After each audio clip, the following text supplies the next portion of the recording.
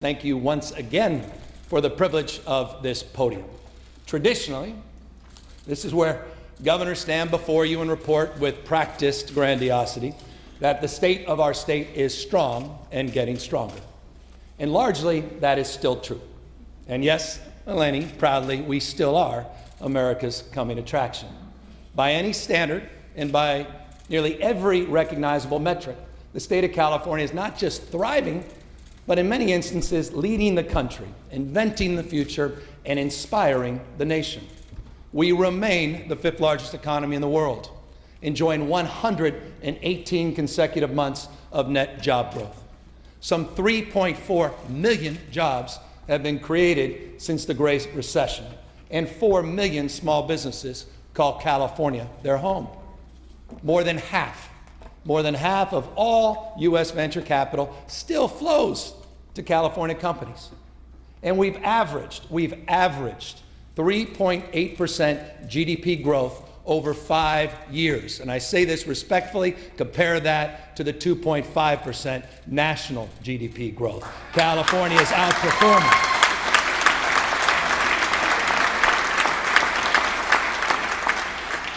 I love saying about the state today, it's an enterprising, modernizing, pluralizing, unionizing nation state of opportunity. Just consider, just to underscore the point, consider that 1 in 7 new jobs, 1 in 7 new American jobs added to our economy just since 2010 have been created right here in the state of California. So respectfully, when you hear the boasts, the bleats, the tweets of Washington politicians tripping over themselves to take credit for the economy, remember the real VIPs of Americans' GDP, and that's the millions of California workers and investors and entrepreneurs who are actually producing their own California dreams.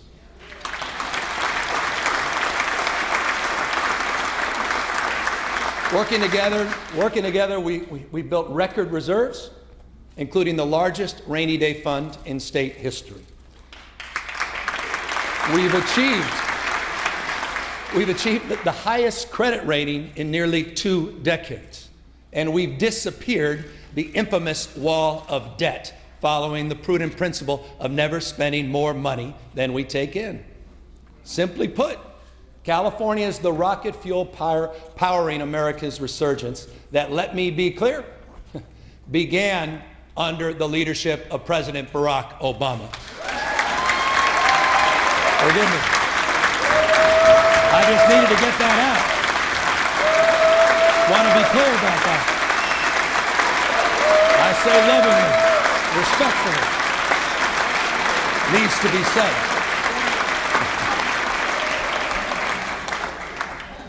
Don't worry, I'm not going to get much more partisan than that. I said much more partisan than that. But even so, California never stands still and it never rests on its laurels. You know, last year, and this is the Speaker's spirit, last year we worked in historic partnership to achieve historic progress. Together we addressed some of the most stubborn issues and built brighter futures for millions and millions of Californians. Those achievements cannot be fully appreciated as line items in a budget or bill numbers that cross a desk. We see it in the faces of dreamers and doers all across our remarkable state, and in the patients who have new affordable access to primary care provided by doctors who look like them, that know their culture, speak their language, and understand their story. In the first responders putting badges on uniforms and their lives on the line, knowing that now California has the best and best resourced wildfire programs.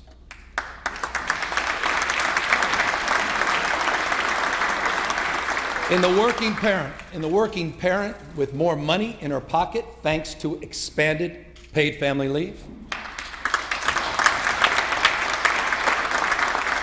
$1,000 family tax credit and lower costs due to tax-free diapers and tampons.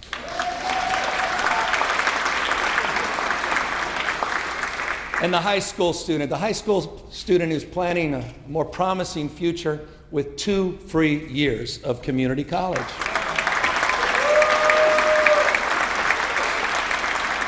And the college athletes will finally have the opportunity to be justly compensated for their own name, image, and likeness. One bill, you change the rules. And in the Central Valley, it's finally getting the economic attention it deserves. And in communities, finally getting safe and clean drinking water. In neighborhoods. And in neighborhoods that are breathing just a little bit easier thanks to California's landmark partnership with leading automakers. And if voters approve it, we may soon see more school buildings newly free of lead and toxic mold thanks to a bipartisan state school bond. In city after city, household after household, the hard work of this legislature is making dreams more real for more Californians than ever before. You know, when Justice Brandeis wrote in 1932 that a single courageous state may serve as a laboratory of democracy, he could easily have been referencing California today.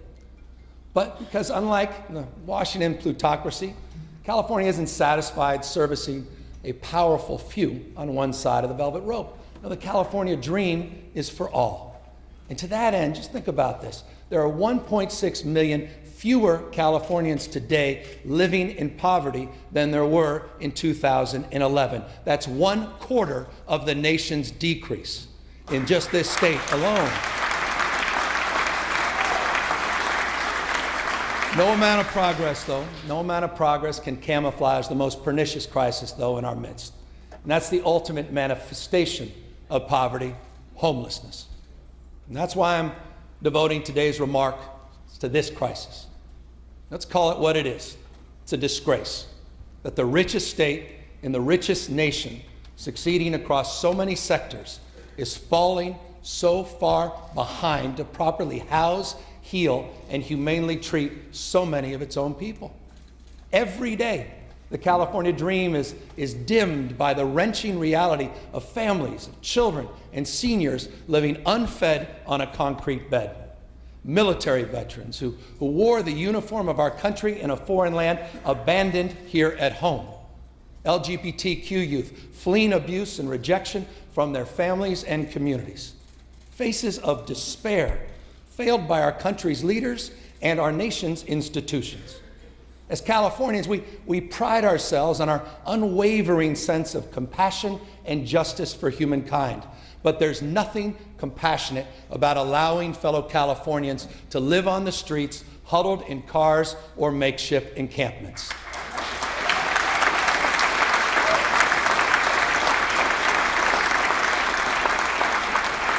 And there's nothing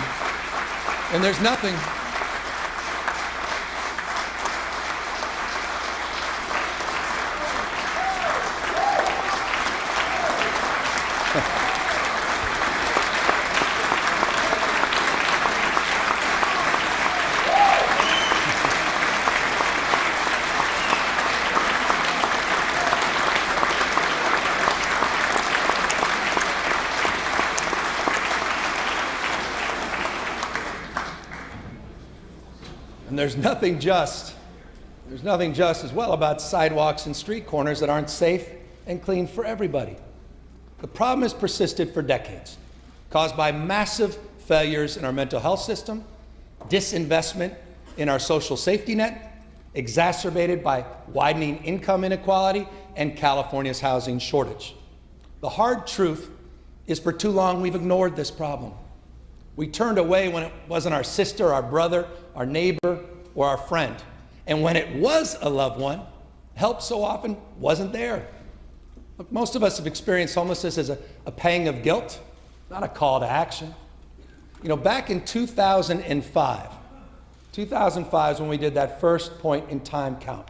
There were over 188,000 people that were deemed homeless in the state of California. 188,000 in that first point in time account. That's 35,000 more than we have today. And even at that peak, the state did not treat the issue with the urgency required. Since then, it's almost become normalized, right? Concentrated over years in Skid Rows and 10 cities and big urban centers.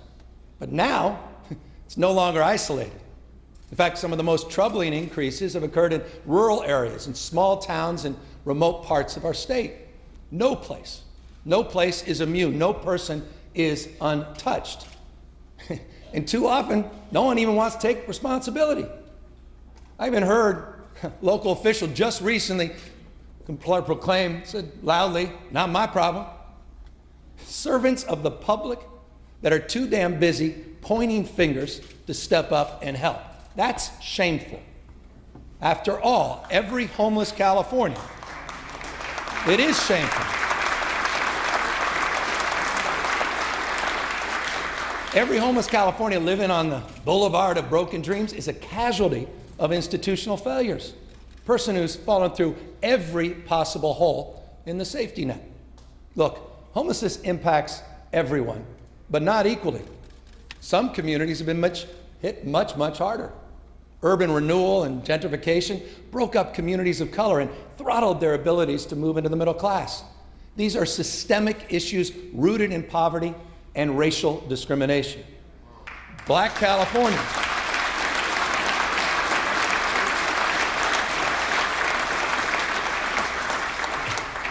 Californians comprise 8% of LA County's population, but 42% of its homelessness. A recent poll found that nearly one of every 2 Latinos in the state are afraid that they or a family member could become homeless. The state of California can no longer treat homelessness and housing insecurity as someone else's problem, buried below, other priorities that are much easier to win or better suited for sound bites. It's our responsibility, and it must be the top of our agenda.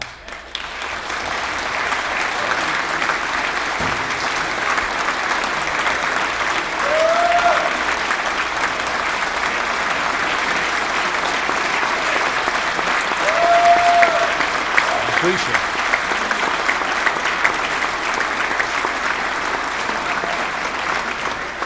So let's talk about this.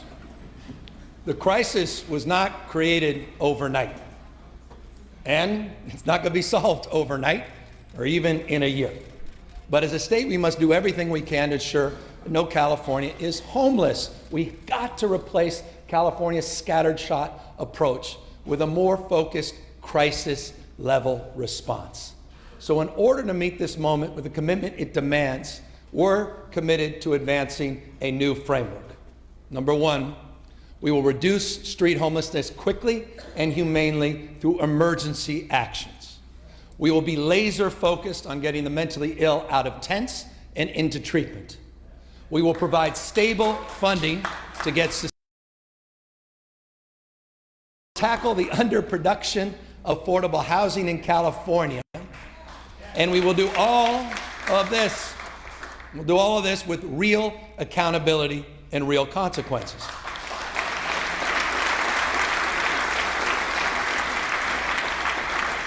So let's talk about what we started with. First, we started with emergency actions to do everything we can now to make an immediate, tangible impact. After decades of neglect and inadequate responses, we're putting our entire state government on notice to respond with urgency. Last month, I issued an executive order deploying emergency housing trailers and services for homeless families and seniors. These first trailers have been deployed in Oakland and LA County. The next group of trailers, I'm pleased to announce today, are headed, as we speak, to Santa Clara, Riverside, Contra Costa, Sonoma counties, and the city of Stockton.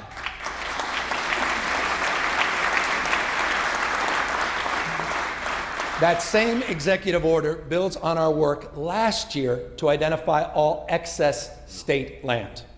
Today, we are making 286 state properties, vacant lots, fairgrounds, armories, and other state buildings to be used by local governments for free for homeless solutions. Those are available today. Lease templates are ready to go, and we're ready for partnerships. Let's move on those. Today,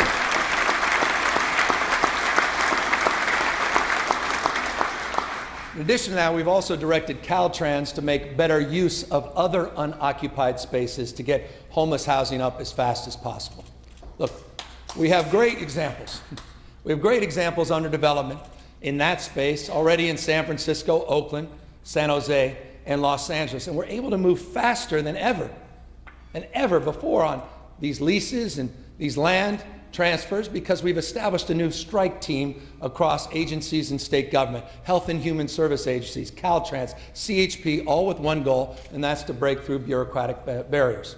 So as the state moves fast, we also have to move together with cities and counties who are by definition critical allies in addressing this emergency.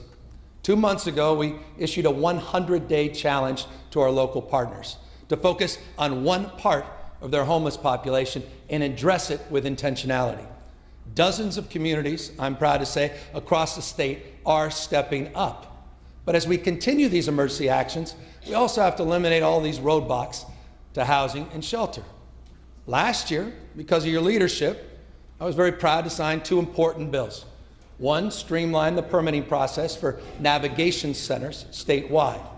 And the second, exempted all shelters and homeless housing from environmental room review in our most populous city, Los Angeles. This year, I hope that we can expand by working together to expand this law and extend it to all homeless shelters and supportive housing statewide. We need more housing, no more delays. We're also pushing for new models of homeless housing, like hotel-motel conversions and prefab and tiny homes. And as we do that, we'll cut the red tape to get to yes on these innovative approaches. And while we take emergency measures to increase shelter and services, we must also comprehensively address the hardest part of this problem. That's the chronically homeless. Those are folks out on the streets and sidewalks for over a year with complex behavioral health issues. For centuries, the default treatment was confinement in asylums where people deteriorated out of sight. In the 1940s and in the 1950s, our nation began the trend towards deinstitutionalization. It was not a single policy, it was a series of policies. Outrage over conditions and institutions, as well as the creation of new medications like Thorazine and lithium, helped treat the mentally ill. And it sparked a movement to treat people in their communities rather than locking them away. California passed the Short-Doyle Act in 1957 to fund community mental health services. Federal government, too, pushed this worthy cause forward as well. President Kennedy envisioned a system in which, in his words, the reliance on the cold mercy of custodial isolation will be supplemented, he said, will be supplemented by the open warmth of community concern. State mental hospitals were closed, but the promise of community mental health was never fully realized. States were burdened now with the responsibility, but provided little in the way of support. Laws were changed that made it harder to compel mental health treatment as well. Then Governor Ronald Reagan signed the Lanterman-Petraeus Short Act in 1967, designed to end the inappropriate lifetime commitment of people with mental illness. And critically, often forgotten, in 1975, the U.S. Supreme Court decision, O'Connor versus Donaldson, ruled that mental illness alone cannot justify a state locking a person up against his will. All of these changes coincided with safety net cuts, block grants, and tightened eligibility standards in the 1980s and 1990s, along with the wholesale raising of skid rows and SROs, which for so many was the only housing option they could afford. The cumulative impact made county jails the de facto mental health institutions. Patients and their families were left with inadequate options to get the mental health care that they needed. And in a politically polarized world, liberals and conservatives blame one another for these failures. Historically speaking, though, both are right. It's time to stop pointing fingers and join hands in a transformational solution.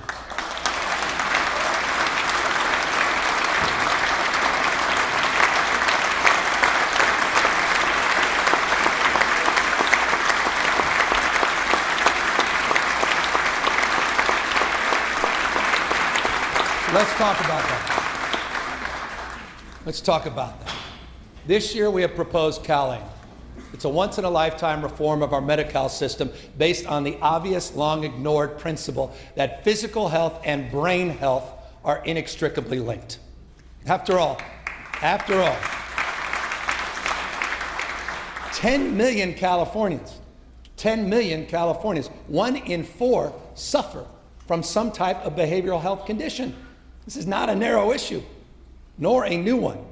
The deeper truth is that our healthcare system, though, has been designed to treat some of our parts, not the sum of our parts. And that must change. This landmark proposal calls for leveraging Medi-Cal as a tool to help California's most vulnerable residents, the homeless, our children, and people cycling in and out of the criminal justice system.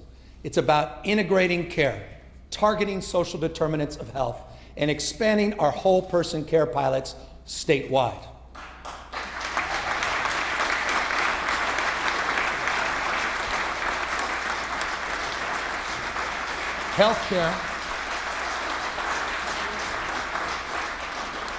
Healthcare and housing can no longer be divorced. After all, what's more fundamental to a person's well-being than a roof over their head? Doctors should be able to write prescriptions for housing the same way they do for insulin and antibiotics.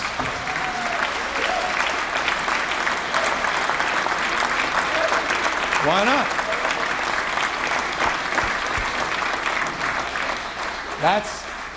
That's the aim of CalAIM, transforming our Medi-Cal system as we know it, and we backed it up with a $695 million budget request to make it real this year. Now, of course, all of this relies and hinges on an individual being capable of accepting help to get off the streets and into treatment in the first place. Some, as we know, tragically are not. That's why we need better legal tools, ones that allow local government, health providers, and law enforcement to more effectively help people access treatment they need. California's behavioral health laws may have been ahead of their time, but today they call out for reform. We must tailor these policies to reflect the realities of street homelessness today, which is so different than it was 50 years ago or even 15 years ago when these laws were enacted. And while we've made progress on limited and general conservatorships last year, further improvements from my perspective are warranted. And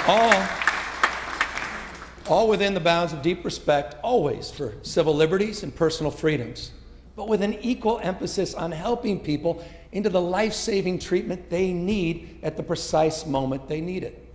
Look, clearly it is time to respond to the concerns of experts who agree that thresholds for conservatorships are too high and need to be revisited.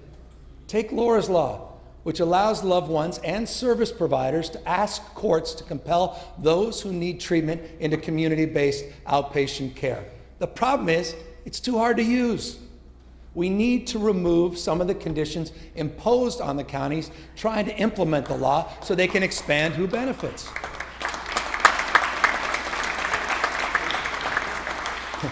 And with housing conservatorships, we need to authorize counties throughout the state to establish these programs like the one that was recently developed in San Francisco. Look, that said, not naive about this, that said, we know that the most urgent issue is not the legal inability to conserve people, but the unavailability of housing and care for those who most need it. I recognize policy is an empty promise without creating more placements. And one clear opportunity to do this is by reforming Proposition 63, the Mental Health Service Act. As written, its author is standing up.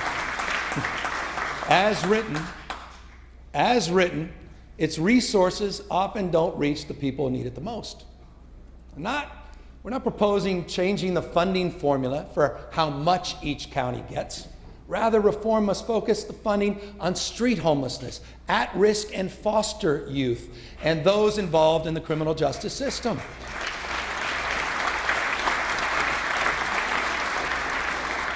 And we need to expand the kinds of services it can pay for, specifically addiction treatment. And we also need to stop, respectfully, we need to stop tolerating open drug use on our streets.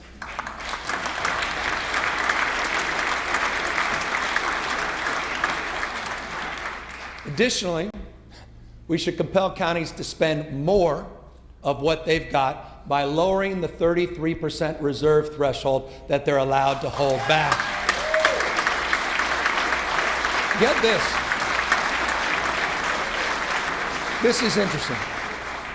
Even with the current threshold, 40 out of 58 counties are above that line. That's over $160 million unspent that could go to get people off the street and into treatment. So my message is this: spend your mental health dollars by June 30th of this year, or we'll make sure those dollars get spent for you.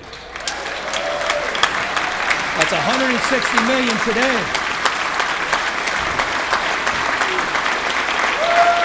We got to get serious about this stuff.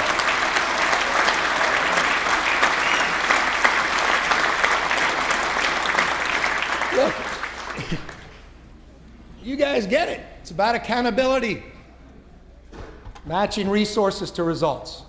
For too long, there were no requirements for progress. This higher system's been voluntary. I want to thank my Council of Homeless Advisors for bringing consequences to the forefront of this discussion. It's time to match our big-hearted empathy with tight-fisted accountability.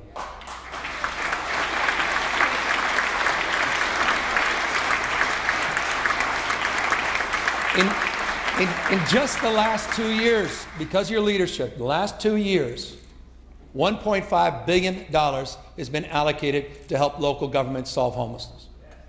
Now, this includes $650 million in emergency homeless aid that you recently approved. And up until now, state aid has been block granted to local governments by formula. Spending decisions have been relatively unrestricted and locally driven, but respectfully, the problem's gotten worse. And the results, they speak for themselves. This moment, it cries out for a new approach. And in the budget I just submitted, I proposed a new approach, a new California Access to Housing Fund, and with it, a whole new way of investing in homeless solutions. We have a clear purpose for this fund: paying for what works, gap financing for innovative housing models like hotel-motel conversions, and securing vacant units wherever we can find them, stabilizing and expanding board and care homes, and preventing homelessness in the first place through rent subsidies and rapid rehousing to help people one job loss, one illness away from homelessness.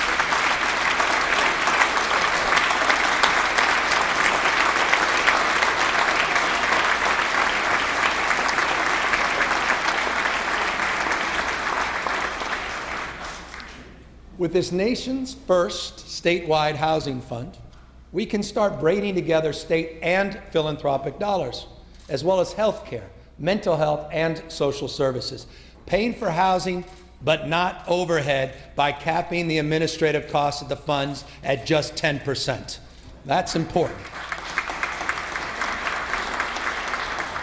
The whole idea is to be nimble and flexible and to evolve from best practices to next practices, and always with an eye on deep regional coordination and clear metrics.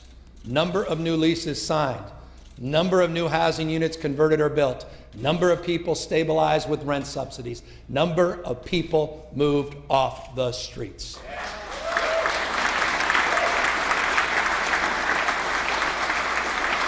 So to get us started, I'm asking this legislature to invest an unprecedented $750 million to get this fund up and running. Based on the severity of the crisis, We need early legislative action to set up the legal authorities to enter into the contracts and service providers now. And that's why I'm asking you not to wait months, because we don't have months. The public's lost patience. I know you've lost patience. I've lost patience. In order to reverse decades of neglect, in order to turn things around, though, a crisis this deep-rooted, we're also going to need more than just one-time funding. We're going to need significant, sustainable revenue. It's the truth. I know this is always the toughest thing.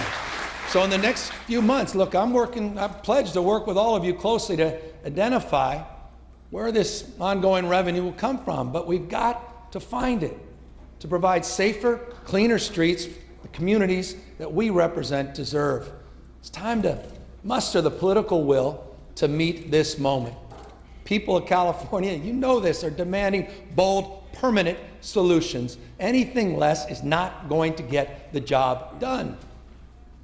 In order to, though, get the job done, we've got to match this new money with a new legal obligation to address the crisis head on, requiring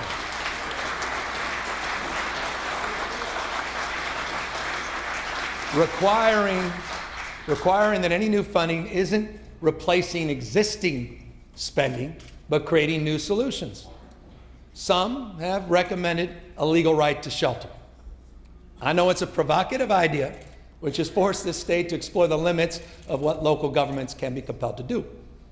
But right now, our imperative, I believe, must be about bringing governments together as working partners, not sparring partners in a court of law. So instead, we are proposing strict accountability, comprehensive audits, and a do-it-or-lose-it policy to hold local governments responsible for results. Take action, or you're going to lose the new funding.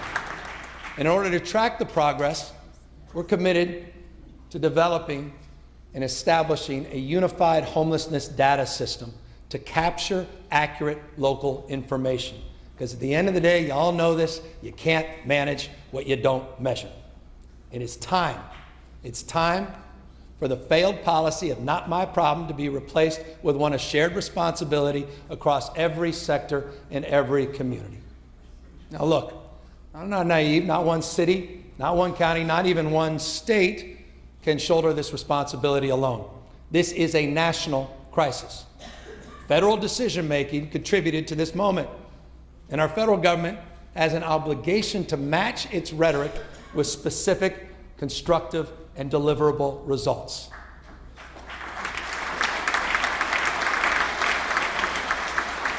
California has, I'll repeat that, California has and will continue to extend its hand of partnership to Washington, seeking to jointly address this issue. Honestly, this partnership should be a given.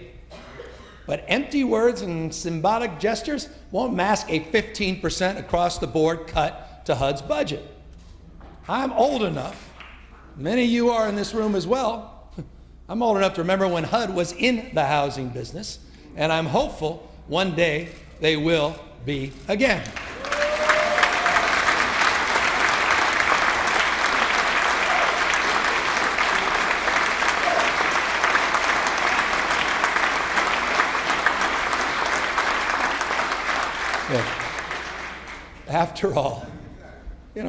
After all, homelessness isn't a blue or red issue. It's an everyone issue. It's a blight on the soul of America. But of course, the fundamental building block of California's solution has to be more housing, a comprehensive response to our collective failure just simply not to build enough. We don't build housing for people at all income levels, and as a consequence, we've worsened the homeless crisis. It's a vicious cycle, and we own it. The only sustainable way out of it is to massively increase housing production in the state of California. It's the only way out.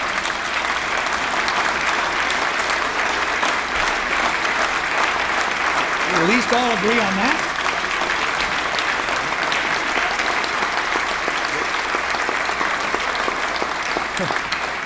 So, you know, let's match our courage on homelessness with our courage on housing supply. Look, last year we made a new and historic investment, about $1.75 billion to boost production. It was part of the $7+ billion you all approved on